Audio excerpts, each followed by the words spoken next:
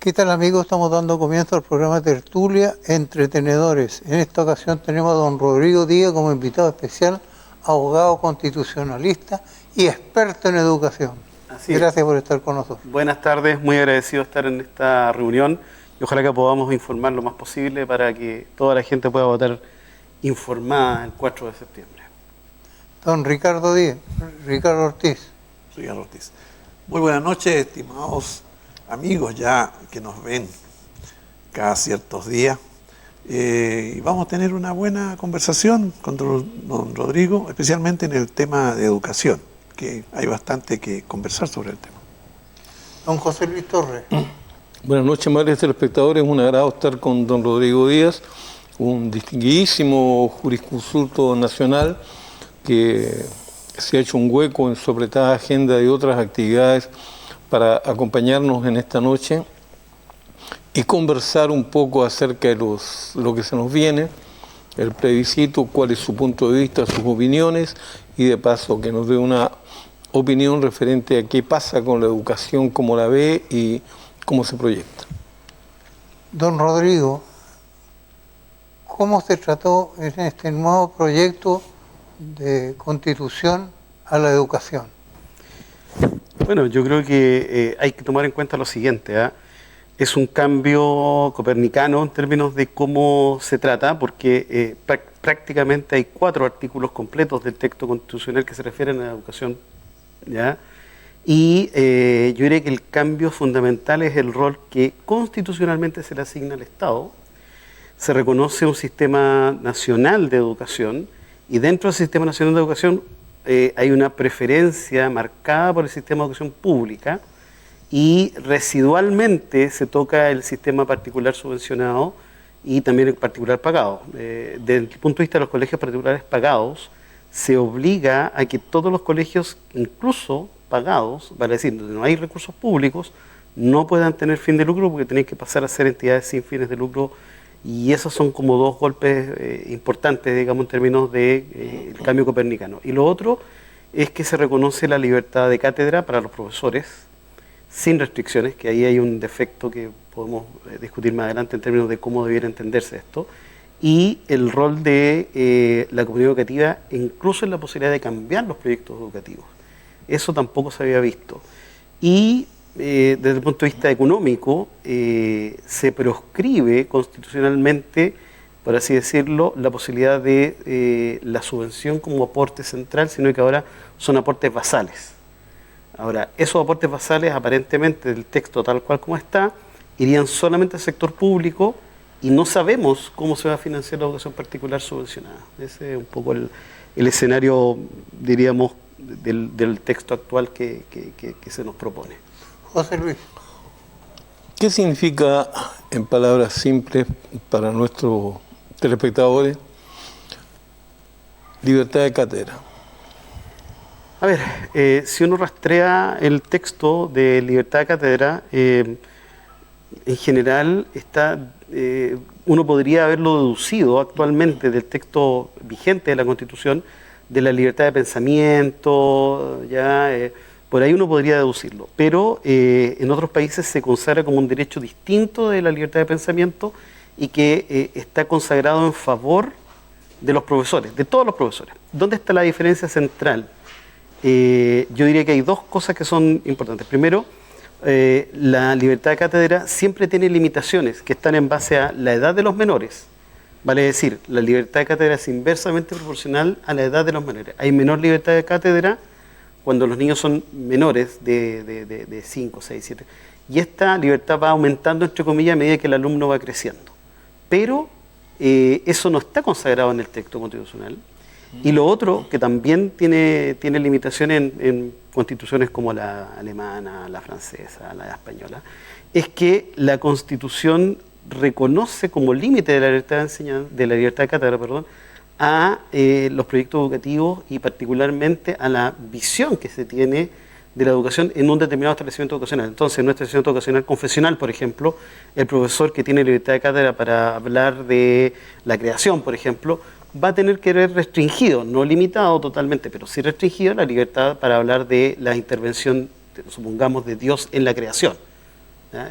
¿Por qué? Porque usted está en un colegio que es confesional y por lo tanto usted no puede decir todo lo que usted quiera decir. Ese es un poco el escenario que aquí yo no veo. Acá en Universidad de Cátedra, sin limitaciones o con las limitaciones propias del texto constituyente, que no habla específicamente ni de la edad de los menores ni de el proyecto educativo propio del establecimiento. Ricardo. El aporte basal, para que la gente lo pueda entender. ¿Ya? ¿Qué cosa es? A ver, si uno analiza actualmente cómo se financia la educación se financia en el ámbito particular subvencionado y público por un aporte que se paga por alumno, como se dice, asistente y asistido. Vale decir, se pasa la lista y se paga una cantidad X de dinero expresada en unidades de subvención educacional y ese dinero es el que se paga mes a mes dependiendo de la asistencia de los alumnos. El aporte basal partiría de la base justamente de un monto que se pagaría por matrícula, que es un poco lo que había en la década del 50, 60, ¿ya? Y eso estaría metido dentro de lo que es el aporte basal, digámoslo así, vía ley de presupuesto. O sea, el liceo número 1 de Arica va a tener un aporte basal dado por el ley de presupuesto de 500 millones. Y eso es lo que va a tener que tiene que administrarlo durante el año. Independientemente del número de alumnos. Independientemente de la asistencia de los alumnos, que era un poco lo que había antes. Vale decir, el aporte basal es esto lo que corresponde basalmente entregado por el Ministerio de Educación. Eso es a todos los colegios. Vale decir, Por colegio, del Estado. por colegio del Estado. ¿Y los subvencionados también? No, los subvencionados, ahí hay un delta que hay que tener en cuenta. ¿Por qué? Porque algunos han dicho que el aporte va a ser igual. Pero resulta que si uno lee en el texto que se nos va a proponer, en la disposición 31ª transitoria, se hace la distinción ahí del aporte basal para los públicos y el resto se financiará por un sistema que será determinado por ley. Entonces, claramente en la disposición, si bien el texto permanente no lo dice, en la disposición transitoria sí lo dice que hay una diferenciación en el financiamiento. Y eso lo dice el texto, digamos. No. ¿Y los particulares? Los particulares pagados van a seguir cobrando como lo hacen hasta el día de hoy, vale decir matrícula, escolaridad mensual, será en peso, en UF. Pero sí, cuando se habla de que no tengan lucro. Es que, bueno, ahí viene una parte que políticamente yo creo que va a ser compleja y que justamente es, cuando se discute, voy a ir un poquito más atrás, cuando se discute la ley de inclusión, uno de los elementos centrales era sacar del ámbito del mercado a la educación y eso no se podía generar con plata pública, vale decir, se prohibió en los colegios particulares subvencionados, el lucro. ¿Cómo se entiende el lucro? Es el problema. ¿Por qué? Porque algunos hasta el día de hoy repiten que la educación sigue siendo un negocio. Cuando uno analiza que el 90% del sistema educacional chileno o es público, 45%, 50% restante es particular subvencionado y el resto es pagado, 7%, 8%, prácticamente el 93% del sistema educacional chileno no puede tener lucro, por ley. No puede tener lucro, sea particular subvencionado o público. Y el que tiene lucro, o el que podría tener lucro, que es el particular pagado, es el que estaría ahora siendo constitucionalmente obligado a pasar a una entidad sin fin de lucro. Ahora, el hecho de que cobre no es que no tenga lucro. El lucro viene, en ese caso, el dueño del colegio puede hacer retiro, puede lucrar. Utilidades, digamos, en definitiva, Exactamente. Tiene utilidades que van al dueño o los dueños. O los dueños, exactamente. Eso ahora estaría siendo proscrito constitucionalmente y el argumento que yo alcanzo a ver ahí no es legal, es más bien ideológico, porque no hay plata pública de por medio ahí. En otros países no hay establecimientos privados, digamos, pagados. No, en todos los países hay. Y eso significa que en este país me imagino que alguien no va a tener ganas de hacer una institución para que de educación, en fin. O sea, lo que pasa es que ahí viene el tema de cómo se entiende uno de los ámbitos de la libertad de enseñanza. Porque muchos de los constituyentes han dicho que la libertad de enseñanza está reconocida. Si uno lee el texto, efectivamente dice que el Estado debe respetar la libertad de enseñanza, pero reconoce la libertad de enseñanza solo como el derecho de los padres a elegir el tipo de educación que quieren para sus hijos, distinta de la estatal. Así, muy amplio. Pero no se reconoce la segunda patita, digámoslo así, de la libertad de enseñanza, que es justamente la libertad que tienen los particulares de generar proyectos educativos distintos de los estatales. Y esa parte no está reconocida en el texto. Y eso es lo que genera esta como situación digamos, de falta de credibilidad en que el texto va a permitir que la educación particular subvencionada y pagada, pero particularmente la pagada, pueda generar proyectos educativos distintos a los estatales.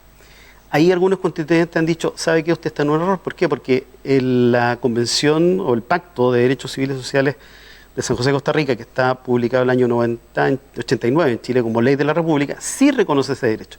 Sí, pero con en un rango legal inferior al de la Constitución. Y ahí tenemos el problema de cómo se va a entender esto. Ahora, yo creo que jurídicamente es un tema, y es un tema delicado, el meterse en ese ámbito. ¿Por qué? Porque finalmente son muy pocos los países que establecen este detalle en términos de qué pasa con la educación que no depende de financiamiento público. Y eso sí que es extraño desde el punto de vista legal. ¿Qué pasa si el aporte estatal es insuficiente para el funcionamiento de un colegio subvencionado? Bueno, ese también es otro golpe, diríamos, o más que golpe, es otro elemento que es central en este texto que se propone. Y es que dice el texto que es un deber ineludible del Estado el amparar, proteger y ampliar la cobertura de la educación pública. Entonces, si uno lo quiere poner así en una situación de blanco sobre negro, el problema va a estar en que si el Estado tiene 100 millones de pesos para un proyecto educativo y tiene dos proyectos, uno público y uno privado, subvencionado, va a ir, o particular subvencionado, digo, esos 100 millones debieran ir íntegros al sistema público y no al privado. Y esa parte que tiene una connotación netamente ideológica, yo creo, en mi opinión personal, es que se olvida de un elemento central, el alumno atendido y la decisión de los padres por ese alumno. Porque en el fondo, si los padres eligen un colegio particular subvencionado, debiera, teóricamente, el Estado potenciar ese colegio porque es la decisión de los padres. Y ahí viene el problema histórico de si acaso es el Estado el que determina la prioridad del proyecto educativo o son los particulares que proponen y que los padres eligen este u otro sistema. Y esa es un poco la dificultad que yo creo que genera el texto con este problema del financiamiento.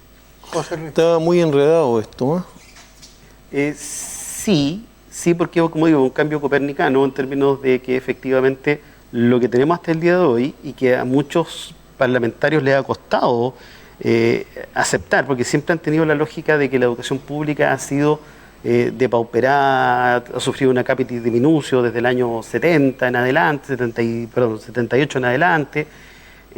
Es sí pero no, porque efectivamente hay años, yo diría entre el 79 y 80 hasta el 89, donde efectivamente la educación pública sufrió un golpe en términos de baja en la matrícula, baja en el financiamiento, etcétera.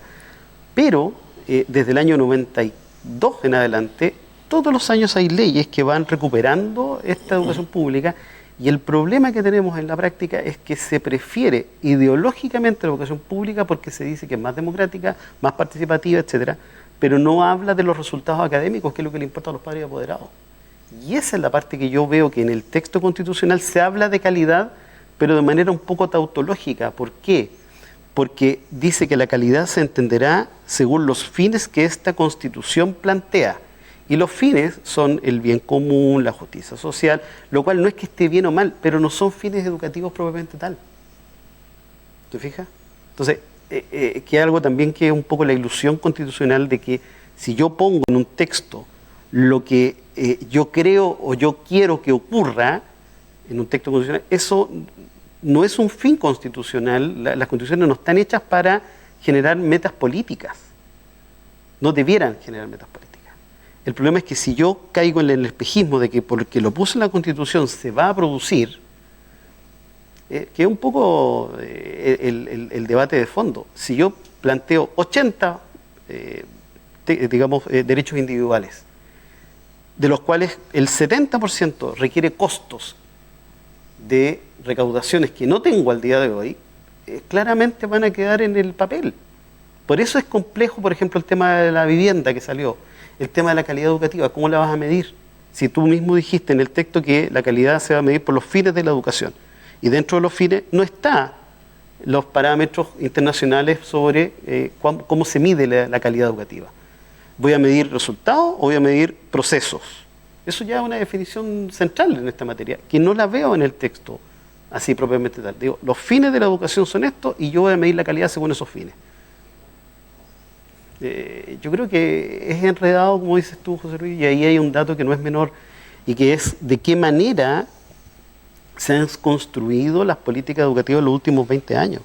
Porque se ha construido desde la academia, con muy poca práctica, de manera centralista.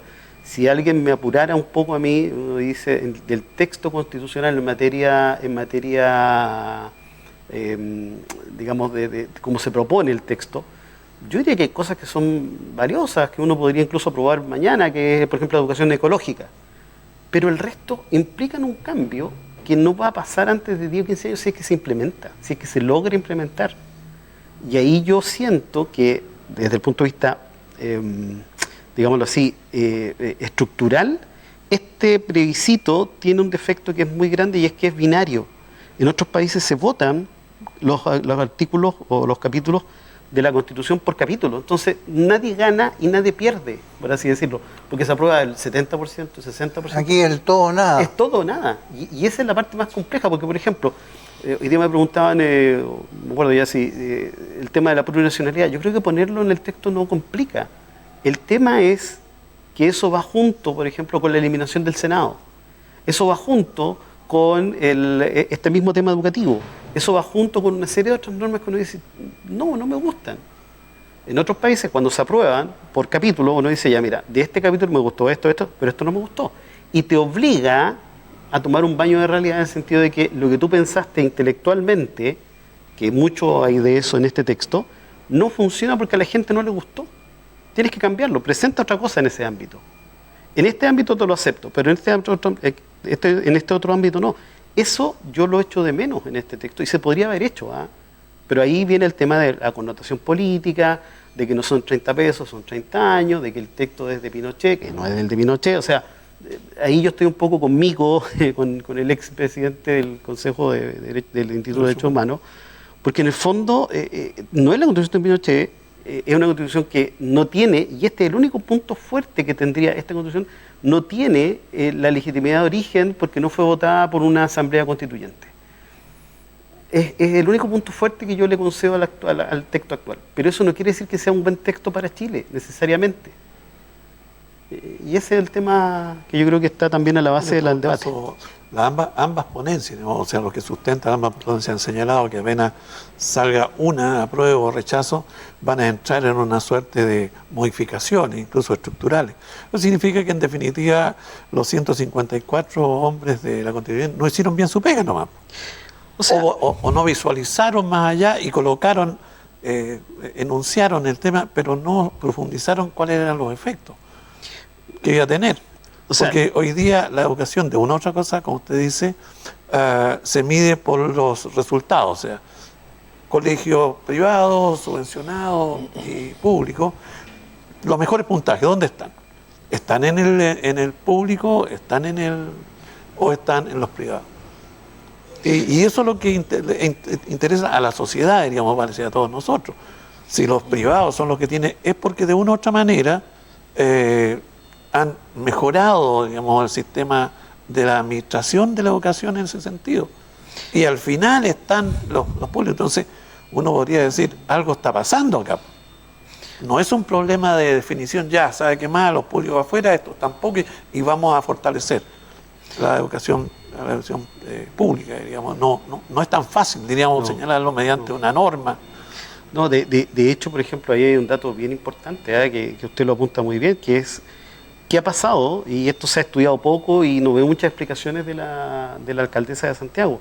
¿Por qué el Instituto Nacional dejó de ser el faro de la educación pública en Chile? Y esto se trasladó a otras comunas como Ñuñoa, como Providencia, y eso es porque los alumnos que le daban, comillas, el prestigio, se fueron porque vieron que educacionalmente, desde el punto de vista de la disciplina, desde el punto de vista del respeto al profesor, eso ya no se tiene en el Instituto Nacional, y cambió esto, y esto es un tema de comportamiento de matrícula. O sea, aunque no nos guste, es un mercado que dice, no me gusta esto que tengo acá, aunque sea internacional, que fue creado por José Miguel Carrera, que han salido no sé cuántos presidentes, todo eso no vale mucho si el día de hoy tú tienes un sistema que en el fondo no permite educarse. ¿Y qué es lo que hicieron esos padres, esos alumnos que estudian gratis, teóricamente por lo menos, o deberían estudiar gratis? Se van a Ñuñoa, a Providencia, se van a otras comunas. ¿Por qué? Porque dicen, pucha, aquí no está lo que yo quiero. Y ese es un tema que yo creo que la Constitución, el texto que se propone, no tomó nota de eso, y yo creo que ahí lamentablemente se escuchó mucha opinión técnica, pero muy poca opinión práctica, ¿ya? Y ahí yo lamento que, por ejemplo, mucha gente quedó fuera de la participación, y justamente por esta, algunos lo han llamado constitución partisana en el fondo, en el sentido de que no se escuchó a todas las personas, y cuando se escuchó no se tomó en cuenta. Ya, te escucho, pero... Te oigo, pero no te escucho. Te oigo, pero no te escucho, exactamente. No, como alguien dijo de ancho, dijo, nosotros vamos mayoría, usted es minoría, así que quédense callados. Sí, sí. Eso está también ahí. Y ahora, ojo, mucha gente ha criticado el texto diciendo que es extenso. Ahora, eso se inscribe, y aquí tratando de buscar alguna explicación, porque, a ver, hay gente como la tía Pikachu, con todo respeto, pero también hay gente como Agustín Esquella, como Jaime Maza, que es gente que ha estudiado, si no hay gente que algún grano de arena pusieron, ¿cierto? Pero ¿cuál fue la lógica de por qué quedó así la Constitución? Si uno analiza las líneas de pensamiento filosófico jurídicas, no de constitucionalistas, está una cosa que se llama el neoconstitucionalismo. Y dentro del neoconstitucionalismo es bien interesante cómo se plantea que este neoconstitucionalismo implica que las normas de las constituciones son buenas per se, tienen un componente ético que las hace mejores a otras. Y por eso tienen que quedar tan detalladas, se imponen, porque en el fondo la idea es que se impongan y que modifiquen y moldeen la sociedad. Por eso son tan detalladas, por eso son tan, digamos, precisas para algunas cosas. Por ejemplo, la plurinacionalidad en términos de cómo se va a entender, por qué se describen 11 pueblos originarios y otros que pueda asignar la ley. ¿Por qué se entra en ese detalle cuando podría haber quedado en la ley? Muchas de las materias podrían haber quedado en la ley. Porque la lógica de los neoconstitucionalistas es que el texto constitucional quede de tal manera redondo que no permita otro funcionamiento que no sea el que esté en ese texto constitucional. Por eso choca que a uno, como históricamente le enseñaron la Constitución tiene que ser amplias, tiene que ser en el fondo, no ambiguas, pero no tiene que dejar normas abiertas para que los partidos políticos y los políticos que integren puedan desarrollar su proyecto en este esquema completo, amplio. Si alguien llegara el día de mañana, voy a poner un ejemplo real, digamos, si el día de mañana gana un gobierno liberal, digámoslo, ni siquiera de extrema derecha, liberal, y que quisiera meterse en educación, con el texto aprobado, si es que se aprueba este texto el 4 de septiembre, no podría llevar a cabo un proyecto educativo, un proyecto, digamos, político que no fuera de educación pública, de preferencia por la educación pública, no podría, porque estaría vulnerando la Constitución. Esa parte es la que a mí me choca desde el punto de vista formal. ¿Por qué? Porque si el país vota por un texto de esta naturaleza, implica que no va a poder modificar los lineamientos políticos hasta que se modifique la Constitución. Y eso es muy grave. Es muy grave, porque la Constitución, uno de los chistes que tiene, es que tiene que ser estable. Otro de los efectos que yo creo que va a marcar, si es que esta Constitución se aprueba, es las mayorías para cambiar las leyes. Porque en el fondo ahora basta una mayoría absoluta, 50% más uno, de los diputados presentes. Eso va a ser lo que va a mandar. Entonces, las coyunturas políticas puntuales pueden ir modificando las leyes cada vez que se modifique la composición de la Cámara de Diputados. Y eso yo lo encuentro que es muy delicado porque genera inestabilidad.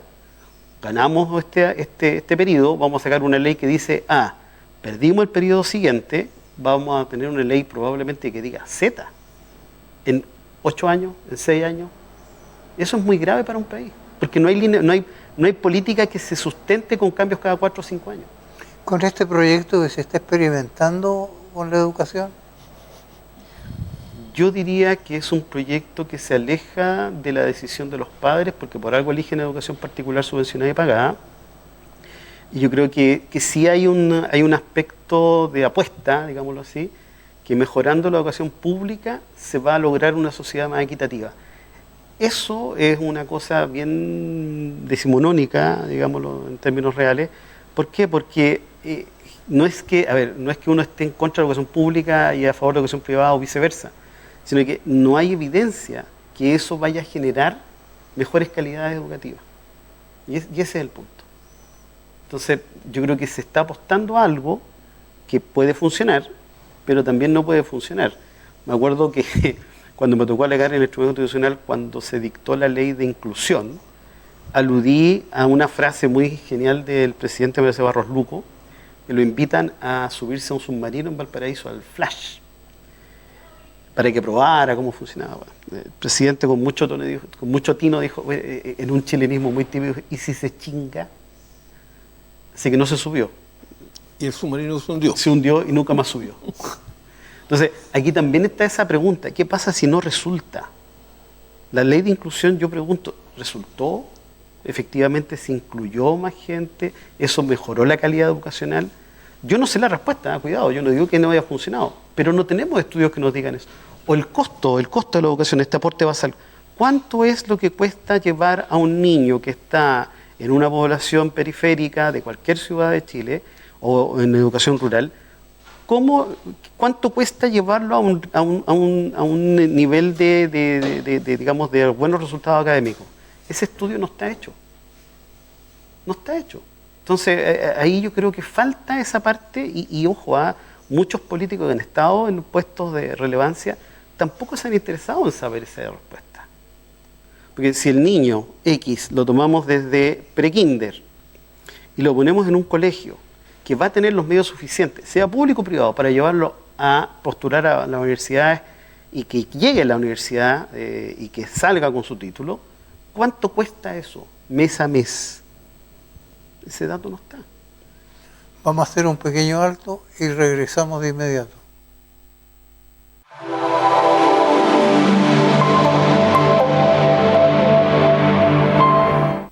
Usted, don Ricardo, con la palabra. Gracias. No, estaba dándole vuelta, diríamos, si los constituyentes que estaban preparando la nueva constitución habían tomado en cuenta esta transformación de los colegios privados, digamos, en que de una u otra manera un empresario, un grupo de empresarios o un holding llega y dice, vamos a hacer un colegio y vamos a tener ciertas ganancias. Y de repente vía constitución le dice, no señor, acá no hay lucro, por lo tanto, esto se va a transformar en una empresa, digamos, sin fines de lucro. ¿Usted cree que todos estos colegios, digamos, privados van a seguir y se van a transformar en instituciones sin fines de lucro? Es una pregunta compleja. Yo creo que... Perdón, pero sí, asumiendo el pensamiento de un empresario. Sí.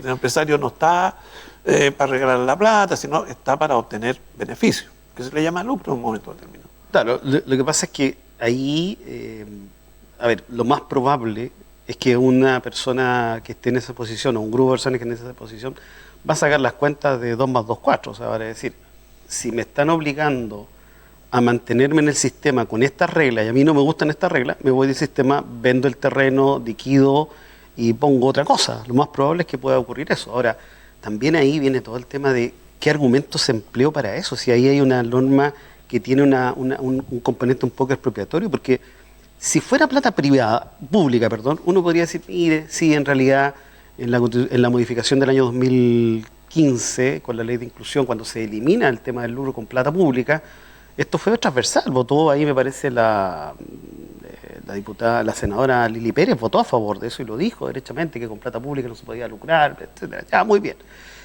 Pero aquí el argumento es, ¿por qué con plata privada el Estado me puede decir lo que tengo que hacer en materia educacional? Y ahí viene el componente ideológico de decir, es que la educación no puede ser nunca, bajo ningún concepto, un bien de mercado. Y eso es lo que es discutible desde el punto de vista jurídico, porque... no se trata de mercantilizar la educación, pero si alguien instala un establecimiento a su costa, a su riesgo, paga los sueldos, etcétera, ¿cuál es el argumento para decir que no puede lucrar? Y ahí es donde viene el tema más ideológico de que no, porque es educación. Cuando parto por ese esquema, no termino nunca porque no educación, no salud, no transporte, ¿qué cosas me van dejando para poder invertir? ¿Se da el mismo caso en la salud? Por ejemplo, con las... Eliminación de la ISAPRE. claro, ¿sí? la ISAPRE. O sea, yo creo que también hay algo de eso y con un agravante más, creo yo, y es que también es la poca autocrítica de cómo funcionaba el sistema público. Porque efectivamente siempre se parte de la base que el sistema público es el que atiende a los menos favorecidos, a los más desposeídos, a los más vulnerables, etcétera. Pero si no funciona bien ese tampoco, los países europeos vienen de vuelta, ya tienen un sistema público, pero tienen seguros complementarios, que en el fondo es la lógica a la que puede llegar una ISAPRE. Hay una base mínima y sobre esa base mínima, si usted quiere ser atendido mejor, va a tener que pagar más. Eso es neoliberalismo para los autores de la Constitución. Y todo lo que huela a neoliberalismo tiene que ser eliminado. El problema es que eso es una pantalla política. Porque en el fondo, si yo quiero obtener mejores resultados, voy a tener que, o mejores atenciones, voy a tener que pagar más. Y lo barato, no, lo común para todos, no necesariamente es lo bueno, por así decirlo. Y ahí viene la parte compleja para mi gusto, porque si yo hago una transposición de lo que es mercado a la provisión de bienes por parte del Estado, implica en alguna parte que voy a tener que transar parte de mi libertad, porque el Estado no me puede dar garantía de que lo que yo quiera me lo va a dar. Me puede decir un mínimo, pero no lo que yo quiera. Y esa es la dicotomía, y que yo creo que el texto está plagado de ese tipo de miradas, ¿ya? Y que son muy binarias, como digo, o blanco o negro. Y vuelvo al ejemplo.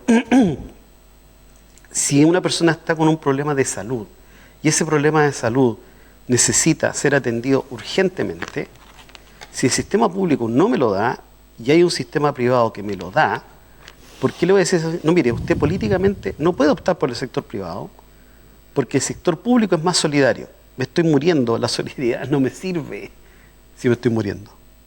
Esa parte es la que yo veo que falta acá y yo creo que va a ser un tema en el ámbito constitucional, en la aprobación o en el rechazo, cómo se sigue después del 4 de septiembre. Se lo llevo a un caso. Se aprueba la Constitución y en el caso de salud se elimina lo que se señala que hay que eliminar. ¿Está el sistema de salud en condiciones, ¿no es cierto?, además del cerca del año y medio de espera, y además le viene toda esta carga que son los privados, ¿sabe qué más? De ahora en adelante usted ingresa en el sistema de salud. ¿Está en condiciones el Estado como para decir, ¿sabe qué más? Necesitamos 5 hospitales o 10 hospitales, denle, necesitamos 100 médicos o 200, 500 médicos, ahí está. ¿Está en condiciones el convencional, ¿no es cierto?, que ideó o idearon esto, se pusieron en el esquema, en el supuesto caso que se aplique esto? Porque si yo veo, oye, vamos a eliminar esto, se nos viene la avalancha encima, entonces tenemos que modificar, tenemos que, en vez de imponer, a lo mejor, quizás, cambiar la tipología de la acepción para imponer. Yo creo que no, y yo creo que mucho de los textos que están proponiéndose tienen esta cosa de no siquiera de buena voluntad, es como de buenismo, como se dice, ¿no es cierto?, de que esto va a resultar porque está en la Constitución. Y ese es el problema, porque yo creo que jurídicamente, cuando yo confundo una norma, y ahí está el tema del neoconstitucionalismo, cuando yo confundo una norma como algo bueno per se, estoy desnaturalizando la lógica de una Constitución. Y aquí viene la parte, para mi gusto, más delicada con el tema, por ejemplo, de salud. Yo de salud sé poco, pero obviamente que el sistema no va a ser capaz. Y en el ámbito educativo es 3/4 lo mismo. Si, por ejemplo, el sostenedor particular subvencionado más grande de Chile es el Magisterio de Araucanía, que es una entidad sin fines de lucro, que si el día de mañana cierra, no hay comuna entre el sur de la 8ª región y el norte de la región de Los Ríos que pueda asumir la cantidad de alumnos que tiene esa entidad. No hay. O sea, el problema es que se generaría público, no sería el Estado, con toda la plata que tiene, capaz de absorberlo en poco tiempo. No sería capaz. Entonces, esa parte, ese baño de realidad, yo veo que los constituyentes no lo tomaron en cuenta y obviamente esto va a obligar, y yo creo que ahí, en el caso de que la opción rechazo gane, va a obligar a que se negocie y se entre en la lógica tan vilipendiada de la cocina, que es lo que llevó, mala o buenamente, yo creo que más bien buenamente, a que el país en los últimos 30 años sí creciera, con errores, con modificaciones, con aspectos políticos que cambiar, etcétera, pero se creció eso y eso es inobjetable desde el punto de vista. Ahora, ¿cuál es el argumento que se emplea? Sí, pero creció más para algunos que para otros y ahí viene toda la lógica, digamos, dicotómica de los buenos, los malos, etcétera. Pero ahí va a ser necesario negociar, de otra manera esto no va a funcionar, al menos en el ámbito educativo. Yo no veo que pueda funcionar un sistema educacional sin la participación de los privados, tanto subvencionados como pagados. Si el sistema estaba funcionando bien, ¿por qué cambiarlo? Porque ahí viene la descripción. Para algunos buscando no la popularidad. No estaba funcionando bien porque efectivamente los resultados seguían siendo dicotómicos en términos de que los colegios pagados tienen mejores resultados en las pruebas internacionales que los colegios públicos y que el CIMSS efectivamente genera que hay un mejor resultado en el ámbito particular subvencionado y pagado que en el público. El punto es, para mi gusto, es que ¿qué queremos medir? Porque el CIMSS se mide determinadas cosas. Ahora, un sistema que permita mejorar las calidades y evitar la discriminación, no estoy seguro que pase por un cambio en el sistema educativo. Me explico. Uno de los constituyentes, uno de los que participó fuertemente en el tema educativo fue Cristian Beley. Y Cristian Beley dice, mire, en realidad el sistema es discriminador, etcétera. Y plantea como ejemplo el sistema norteamericano. El sistema norteamericano público, tú eliges o estás obligado a elegir el colegio que está más cerca de tu domicilio. Entonces, en teoría, esto permite que el hijo del jardinero con el hijo del dueño de la casa o el gerente del banco tener la misma escuela pública norteamericana. ¡Oh, extraordinario!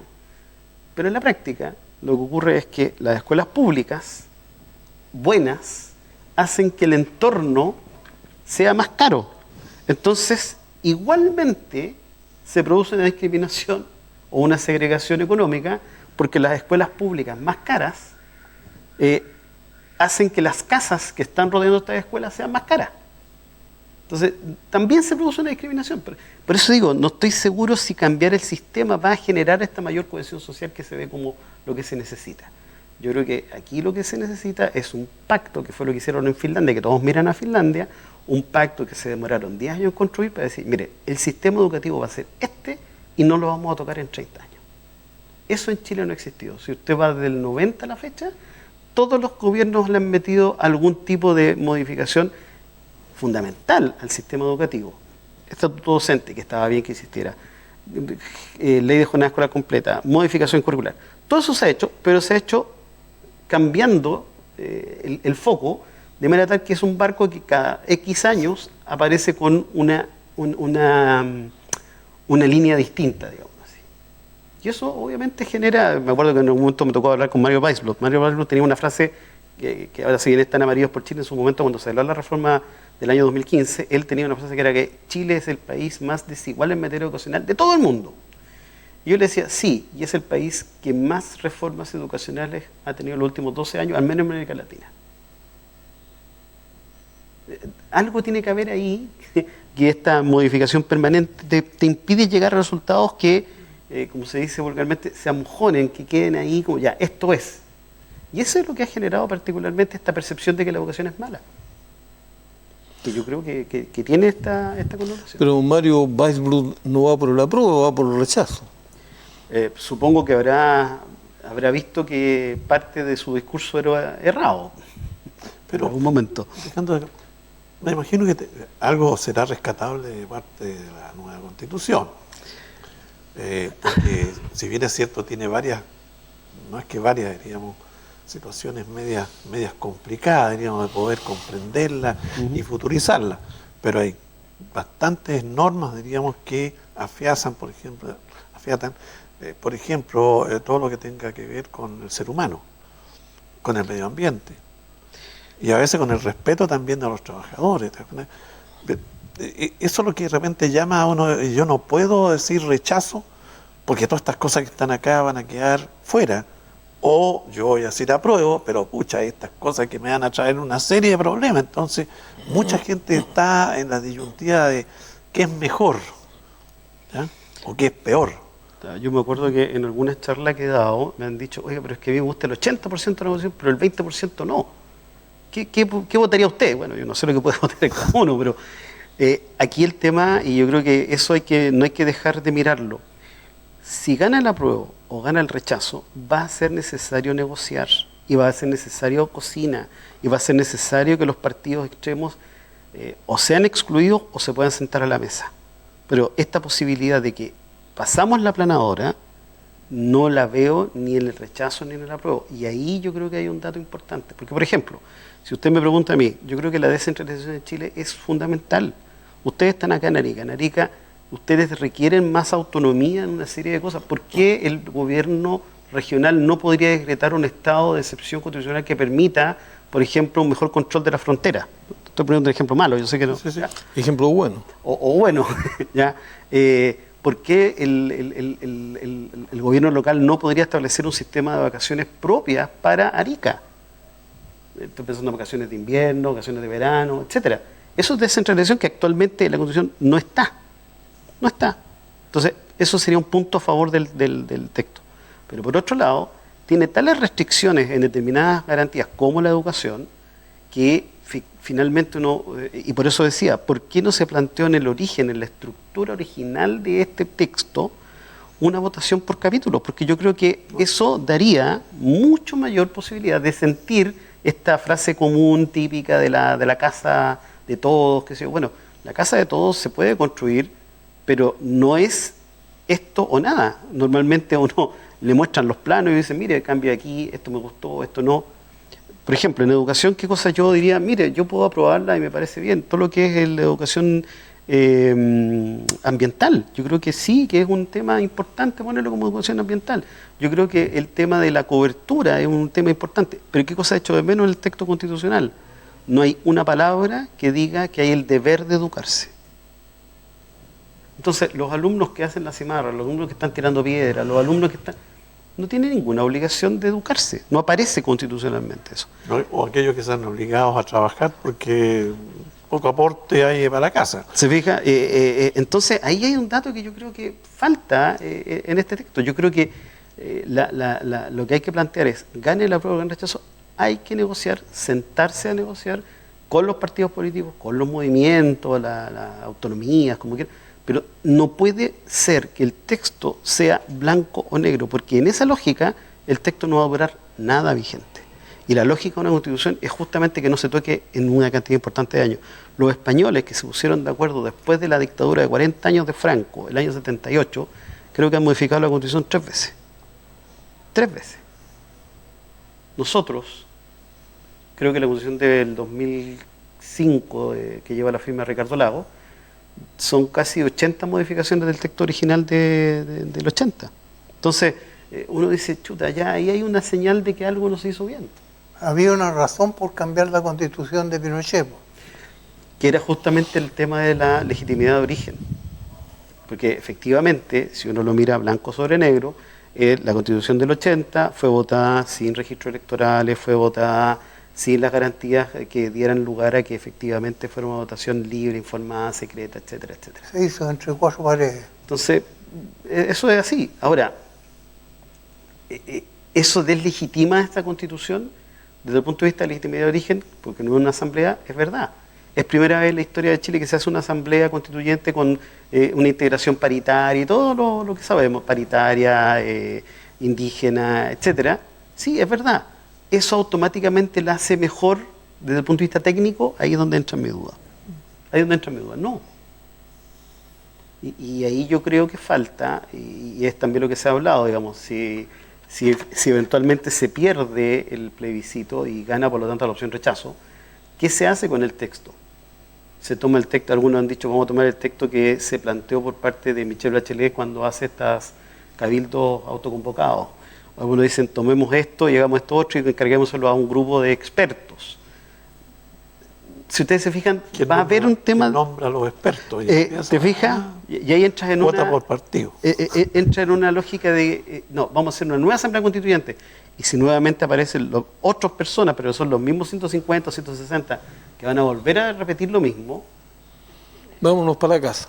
¿Se fijan? Es un tema. Y aquí hay también un tema de confianza. Yo lo que siento es que tanto el texto actual como el texto que se propone, le falta un tema central y que esto es público, que es parte de la opinión pública, aparte no hay confianza.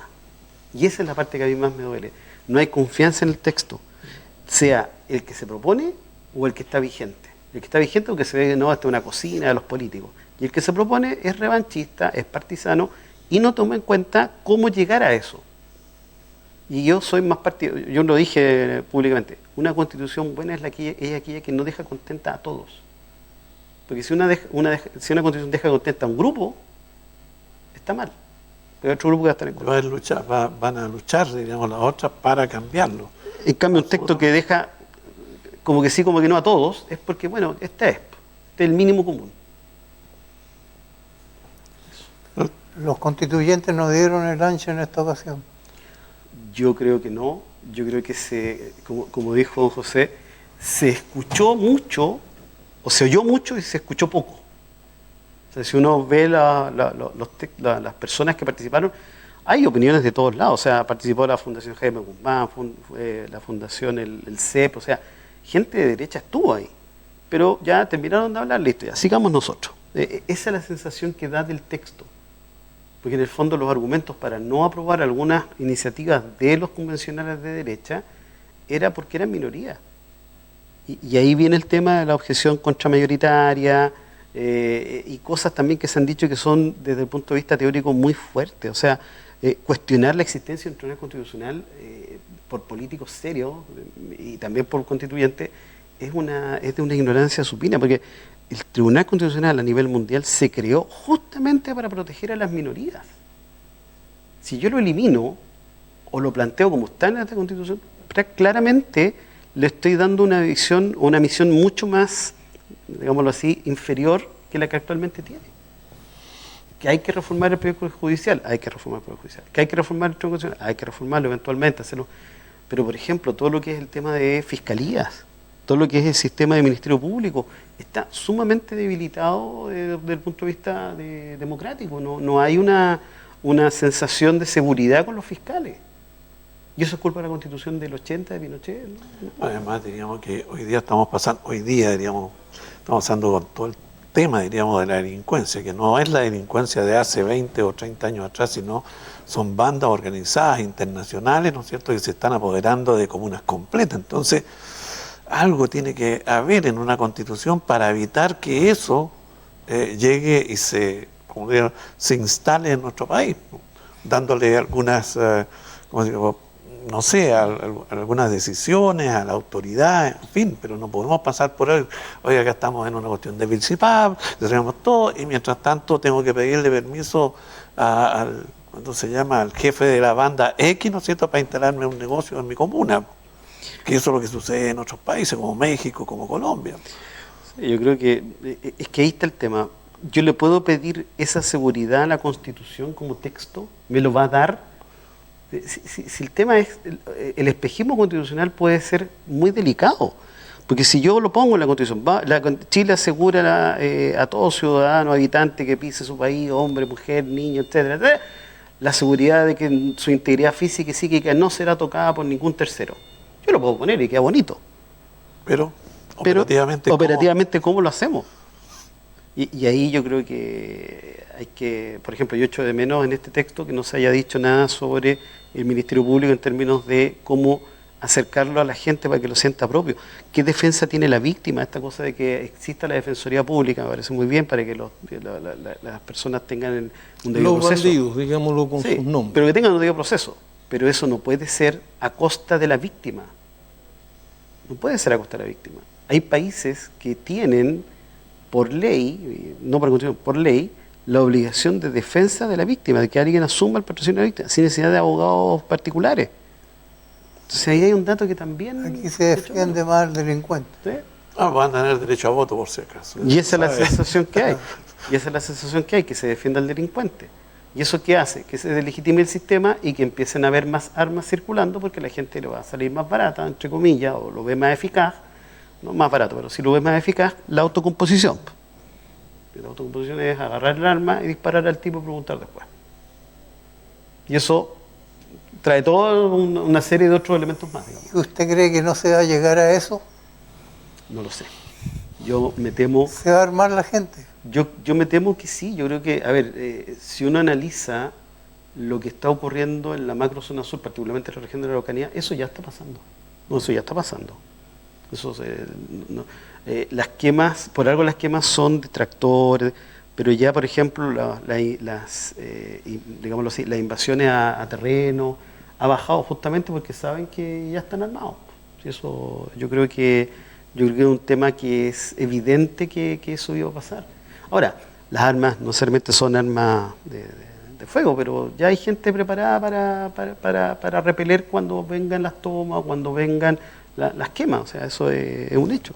Bueno, acá, independientemente de la ferocidad que sucede en el sur, en Utah creo que un grupo de personas pensando que tenían el derecho porque había un terreno eriazo, yo tengo derecho y por lo tanto llego y lo invado. Y ahí se produjo un problema entre los dueños o los que estaban allí versus los que querían apoderarse del terreno. Entonces, pues, y obviamente podrán llamar a Carabineros que no va a estar a los 5 minutos, sino que de acuerdo también a la dispersión que está cuidando la ciudad, y se van a agarrar en un momento un palo, una piedra, y el día de mañana un balazo. Sí, claro. Entonces, Sí, claro. si la autoridad, o más que la autoridad, el mundo político, no visualiza eso, podemos llegar a aquello, Sí. ante la ausencia de. Yo creo que eso es un tema que puede pegar, pero fíjense bien que no está íntimamente relacionado con la Constitución, con el texto nuevo. Lo que pasa es que nos pilla en un momento donde se está discutiendo el tema constitucional. Pero si no se estuviera discutiendo el tema constitucional, igual el problema de seguridad está presente. Y los políticos, digámoslo así, en los últimos años no han hecho mucho por esto.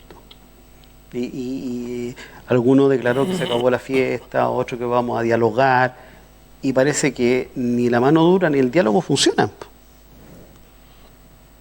La mano dura funcionaría si se aplicase. No se aplicó porque el que tenía que aplicarla, porque se la había mandatado para eso, le tiritaron los pantalones y entregó todo menos su fortuna. Sí, concuerdo plenamente.